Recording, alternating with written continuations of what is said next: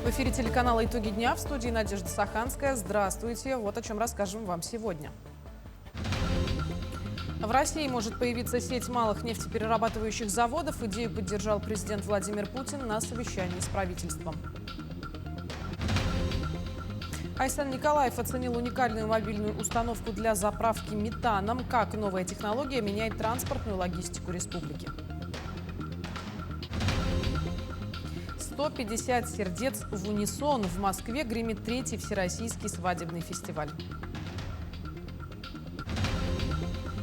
Праздник, который греет сердце. В Нерюнгри устроили торжественную выписку новорожденных. Этот день стал вдвойне особенным. Поздравления принимали сразу 2 многодетные семьи. Команда яхт-клуба «15-летний капитан» завершила 700-километровый парусный поход от Якутска до поселка Сангар. Экспедиция из 8 человек преодолела маршрут за 8 дней.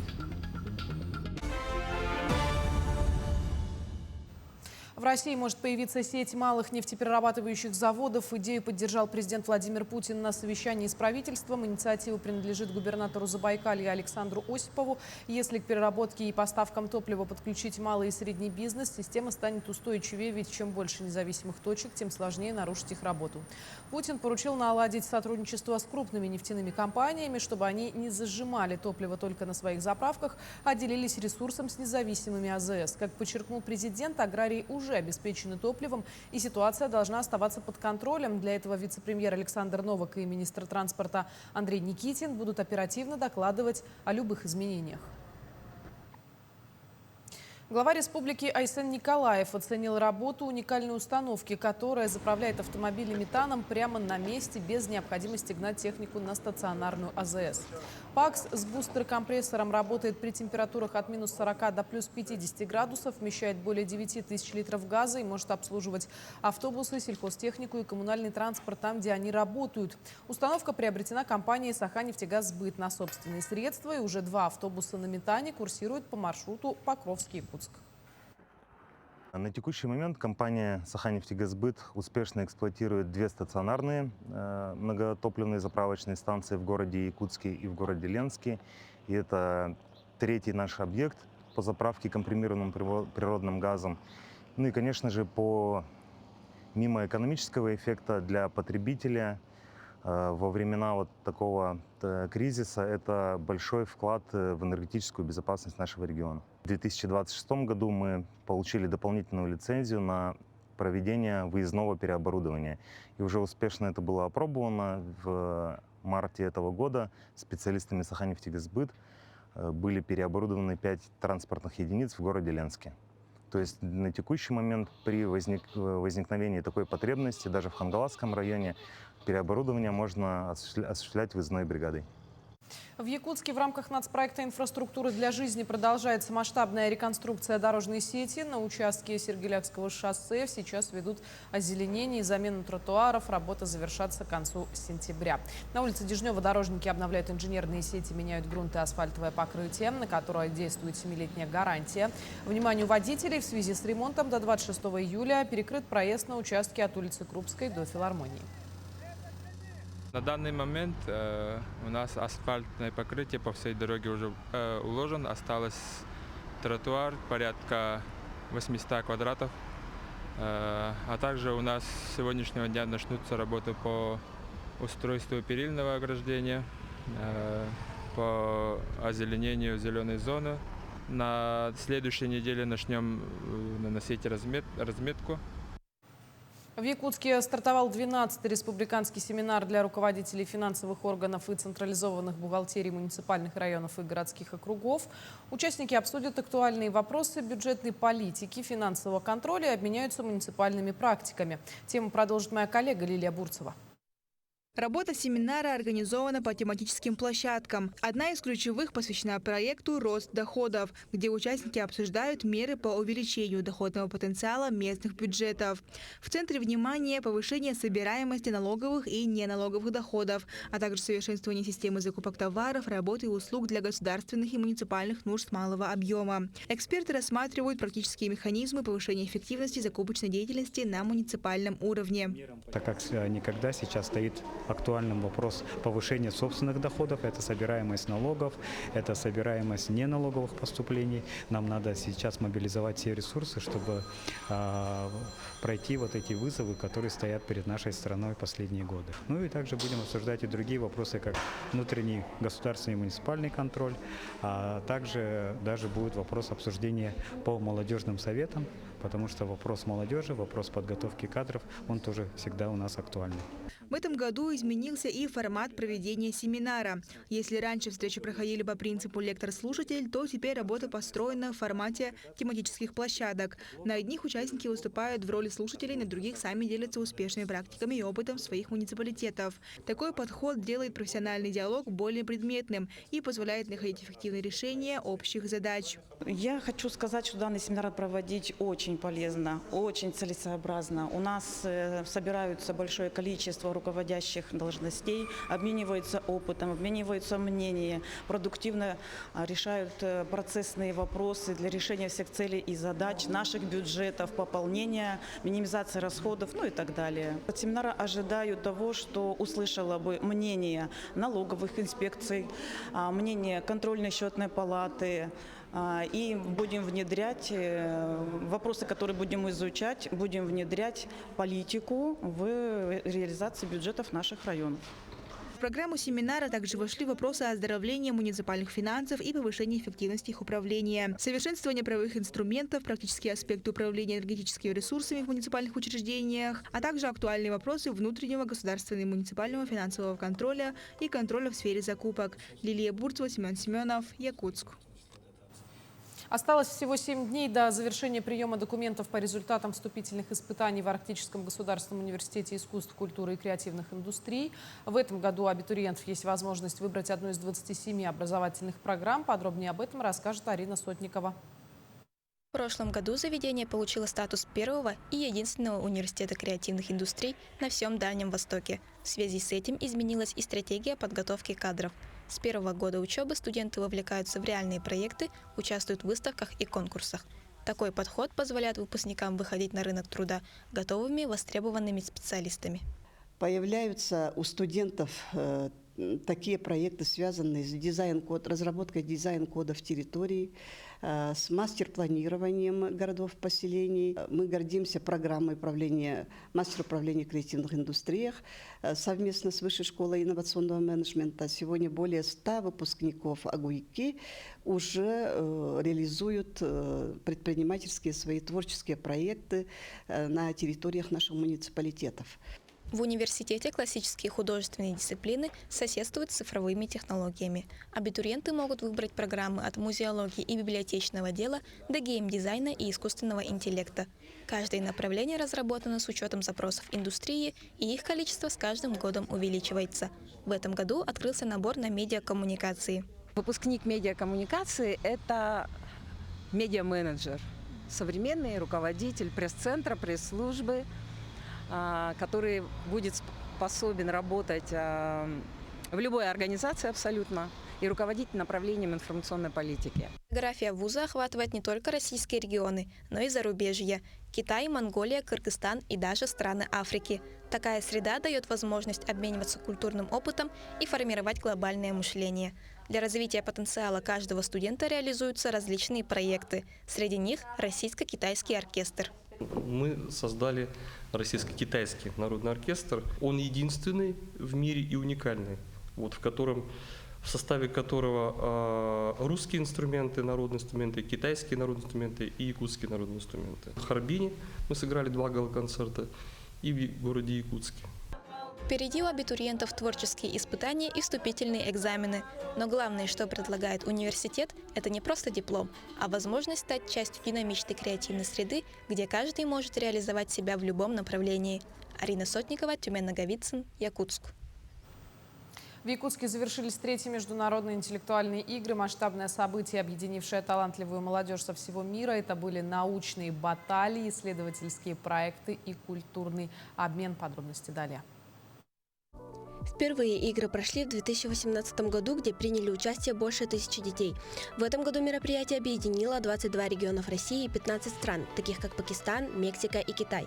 Ключевым событием в программе стала международная исследовательская школа, в рамках которой было сформировано 10 команд старшеклассников. За 10 дней ребята под руководством тьюторов провели исследования разных областей и сделали такие выводы, которые, по словам организаторов, можно уже публиковать. Это 10 реальных исследований из очень разных областей. А некоторые из них, конечно, такие скорее небольшие локальные исследования, которые носят больше учебный характер. Некоторые исследования, например, по геномике, мне кажется, уже даже внесли вклад в большую науку. Они впервые расшифровали геном якутского карася и выявили наличие замещения гибридизации инвазивным видом. До этого никто это не исследовал. Помимо этого проводилась Международная олимпиада Туймада имени Михаила Алексеева по математике, физике, химии и информатике и научная конференция-конкурс. Также параллельно работала медиашкола юных корреспондентов и проект «Дипломаты будущего». Все события объединили детей из разных стран, а наши школьники из Якутии показали свои амбиции и интерес к науке на международном уровне. Мы очень рады, что у нас есть свои дети Азии, да, тоже, которые многие спортсмены сделали первый шаг. И мне кажется, вот со временем мы будем знать, что вот те ребята, кто на первых-вторых играх выигрывал, они там станут учеными, там, может, там, нобелевскими лауреатами. Вот. И именно начинали здесь, потому что из района уже много ребят приехало. Это такая возможность прикоснуться вот к такому движению. Особым моментом стало вручение благодарственных писем международным экспертам, а также наставникам и партнерам игр. Среди награжденных представители образовательных организаций Пакистана. В этом году участники из этой страны впервые проявили себя в играх. Вместе с научными достижениями им улыбнулась возможность прикоснуться к якутской культуре. Это очень интересное и красивое место с удивительными традициями. Я посетил разные места и встретил разных людей. Это был очень увлекательный опыт. Я очень рад, что мне удалось побывать в этом регионе России. Третьи международные интеллектуальные игры объявляются закрытыми. Якутия стала международной ареной для культурного и научного обмена. У более чем 500 участников здесь родились уникальные проекты и новые идеи для следующих исследований. Елизавета Михайлова, Арина Сотникова, Иван Сорокоумов, Якутск. В Якутии продолжается работа по предоставлению государственной социальной помощи на основании социального контракта. Благодаря новым поправкам в законодательство уволенные со службы ветераны СВО теперь могут открыть свое дело без учета доходов семьи. Бойцы с инвалидностью первой или второй группы получили право передать эту льготу своим супругам по рекомендации Фонда «Защитники Отечества». В текущем году такая государственная помощь уже оказана 107 участникам спецоперации и членам их семей. Общая сумма выплат составила более 34 миллионов рублей. При этом данная финансовая поддержка предоставляется гражданам однократно. Размер составляет не более 500 тысяч рублей в зависимости от программы социальной адаптации и мероприятий бизнес-плана. И, соответственно, данная выплата производится только после того, как получатель встанет на учет, зарегистрируется в качестве индивидуального предпринимателя. За консультацией можно обратиться в органы социальной защиты населения, многофункциональные центры по месту жительства, а также следует отметить, что за методической и консультационной поддержкой по ведению предпринимательской деятельности можно обратиться в Центр «Мой бизнес». Делегация администрации Вилюйского района посетит зону проведения спецоперации с рабочей поездкой. Об этом в ходе очередного брифинга сообщила представитель Координационного центра комиссии «Вместе к победе» Евгения Васильева. По ее словам, в настоящее время в Донецкой Народной Республике уже находится руководитель организации Георгий Куркутов. Васильева также напомнила, что Центр продолжает работу по обеспечению военнослужащих совместно со Службой спасения Якутии и Северо-Восточным фондом помощи и поддержки Донбасса. С начала 2026 года выполнены перевозки гуманитарных грузов 36 рейсов, перевезено 99 единиц транспортных средств, также около 204 тонн наземных и авиаперевозок гуманитарной помощи и адресных посылок. Адресные посылки и гуманитарная помощь принимаются по адресу Бестужева-Марлинского 5/1 волонтерской организации «Якутия с тобой». Также хотим отметить, что есть пункты приема адресных посылок в городе Алдан и Нерюнгри. В Нерюнгри состоялась торжественная выписка новорожденных. Событие стало не просто формальностью, а настоящим праздником. В этот день поздравления принимали сразу 2 многодетные семьи. В одной семье на свет появился 3-й ребенок, в другой – 5-й малыш. Подробности в следующем материале. Поздравить счастливых родителей пришли представители сразу нескольких ведомств. С теплыми словами и подарками к семьям обратились главный врач Нерюнгринской центральной районной больницы, представители администрации Нерюнгринского района и отдела управления ЗАГС. Поздравляю вас с рождением детей в ваших семьях. Дети – это счастье, дети – это наше продолжение. Я желаю как вам, так и деткам крепкого здоровья, терпения и умения достигать поставленных целей как родителям, так и детям.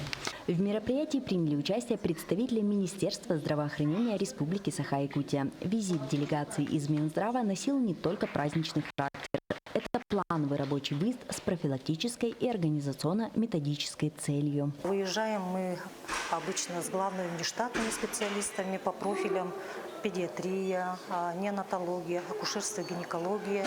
И с нами всегда выезжают специалисты по оценивающие оказание педиатрической помощи, неонатологической помощи и помощи беременным женщинам. Торжественное мероприятие еще раз подчеркнуло важность государственной политики в сфере поддержки семьи и детства. Ключевыми направлениями работы остаются стимулирование рождаемости, повышение уровня деторождения, сохранение здоровья детского населения. Главными задачами системы здравоохранения – обеспечение будущим и уже состоявшимся родителям доступа к качественной медицинской помощи на всех этапах – от планирования беременности до наблюдения за здоровьем ребенка в первые годы жизни. У нас это третий ребенок, третий рожденный даже в этом здании.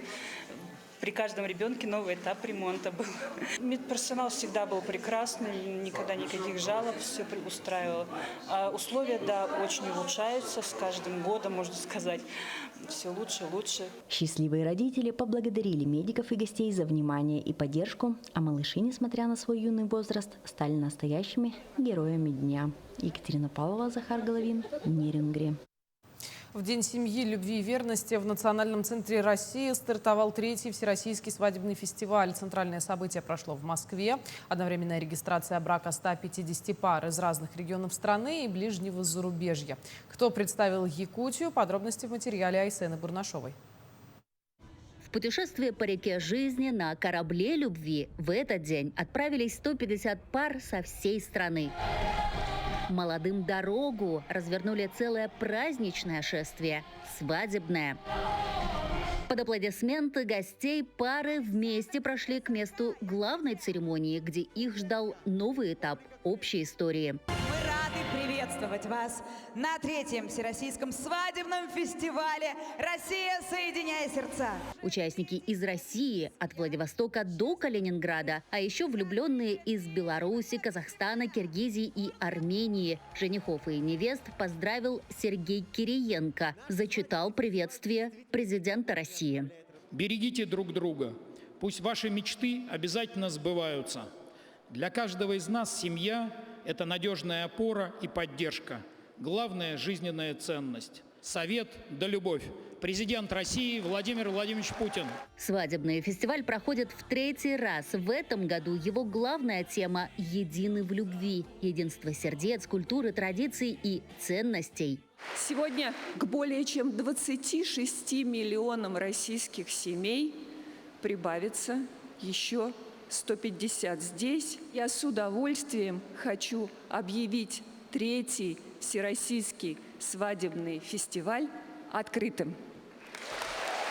Якутию на свадебном фестивале представили Михаил и Елизавета. Их история началась 2 года назад в Якутске на соревнованиях по стендовой стрельбе и уже привела к самому важному решению. Полевой стрельбой занимаюсь, кандидат в мастера спорта. Я так, любитель стендовой стрельбы и всех видов стрельбы, наверное. И вот нас судьба так свела. Но он тоже КМС по стрельбе из лука. Ну, Михаил, вы попали ровно в цель. Да, я вот да. Любовь без промаха, случайная встреча быстро переросла в серьезные отношения. Их объединяют не только чувства, но и общие ценности, почитание традиций. В день бракосочетания оба в национальных нарядах. Сапоги, якутский камзол, медаль. Дэви. Короче, весь комплект. Да, нож даже есть.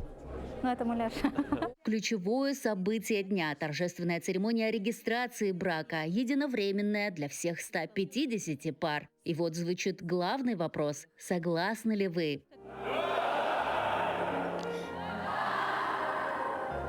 Объявляю вас мужем и женой. Сегодня в Национальном центре «Россия» родились 150 новых семей. И теперь у каждой из них впереди своя история длиною в жизнь. Айсана Бурнашова, Виктор Олесов, Москва. В День семьи, любви и верности в Ленске отметили торжественным мероприятием, во время которого глава района вручил медали за любовь и верность и дипломы многодетным родителям. Медали получили 3 семьи, прожившие вместе более 25 лет. Эта награда была вручена за крепость их семейного союза, основанного на взаимной любви и верности, за воспитание детей достойными членами общества, за достигнутое благополучие, обеспеченное совместным трудом. Дипломами о многодетной семье были награждены 10 семей с вручением единовременного денежного вознаграждения. Эта награда присуждена за достойное воспитание детей, сохранение и укрепление семейных традиций. Нам очень приятно, очень радостно, что ценится, что у нас много ребятишек, что стараемся ради детей, растим. Хотим, чтобы они выросли, главное, достойными, хорошими и вообще человечными людьми. Мечтала вообще 4, пока только 3. Диплом многодетной семьи. Очень приятно, повесим на стенку дома. Очень приятно, правда, неожиданно. А еще обещали выплату 10 тысяч рублей. Тоже празднику, да? Празднику, да. Более 700 километров по линии, штурмовой ветер и, наконец, достигнутая цель. Речь идет о команде якутского яхт-клуба «15-летний капитан», которая успешно завершила сложный парусный поход до поселка Сангар. О деталях этого захватывающего водного похода узнаем далее. Яхт-клуб «15-летний капитан» был основан еще в 2018 году. В 2022 их проект «Паруса в городе» выиграл президентский грант. На эти средства были приобретены 3 современных катамарана для обучения взрослых и детей. Теорию в Институте водного транспорта преподают весной, а летом на Белом озере начинается практика, вплоть до полной имитации крушения на воде. Сначала здесь идет теоретическое занятие, потом на воде идет, обучаем, проверяем, когда идет уже после занятий разбор полетов идет, ошибки разбираем. Вот. Перед тем, как идти на походы на речку, здесь тоже проходили занятия, абсолютно все, кто в команде, они проходили, и вплоть до переворачивания катамарана полностью. Обучение проходят даже дети с 7 лет. Но столкнуться со сложностями готов тот, кто набрал максимум опыта. В этом походе самым юным оказался 14-летний Артем. Я решил один раз сходить на занятия, потом мне это понравилось, и я вот так вот начал тут заниматься. Это было сложно. Был ветер, не было ветра. Там разные были ситуации. В конце июня команда из 8 человек отправилась в долгожданный поход 2-й категории сложности. Но, как мы все знаем, жизнь на воде диктует свои правила. И теорию пришлось применять в первый же день. Испытания под штормом команда прошла под Кангаласами. Это парусный катамаран, и на время похода он становится и домом, и транспортом для 4 человек. Есть 2 типа управления. Это руль и вместо мотора, конечно же, парус. Чтобы поменять управление, его необходимо затянуть. Есть вот такой вот блок со стопором, и чтобы затянуть, надо потянуть вот так за веревочку и закрепить. Также, чтобы уменьшить парус, например, при шторме, необходимо продеть вот такие вот веревочки в люверсы. Парус уменьшится, скорость тоже уменьшится, но зато вы сможете безопасно доплыть даже при самом шквальном ветре. Переждав сильный ветер на острове, яхтсмены отстали от графика, но уже на 3-й день преодолели рекордные 94 километра за сутки, когда как в среднем за день они проплывают 45. Самым рискованным участком на пути стало устье реки Алдан, а завершился сплав на 8-е сутки в Сангаре. Тут очень много зависит от умения поймать ветер. На 3-й день мы прошли очень много, 94 рекордных километра. И тут нам очень помог парус, который мы, 3-й парус сделали на 2 катамарана сразу. И вот он нам помог прибавить скорость при несильном ветре. 2-3 метра в секунду ветер был в тот день. Сейчас энтузиасты уже строят новые, еще более амбициозные планы, в том числе покорение северных маршрутов и участие в дальневосточных соревнованиях. Ведь если в паруса дует попутный ветер и есть командный дух, для покорителей Лены действительно нет ничего невозможного. София Мельникова, Артумен Наговицын, Якутск. Таким увидели этот день наши корреспонденты. Я с вами прощаюсь. До встречи в дальнейших эфирах.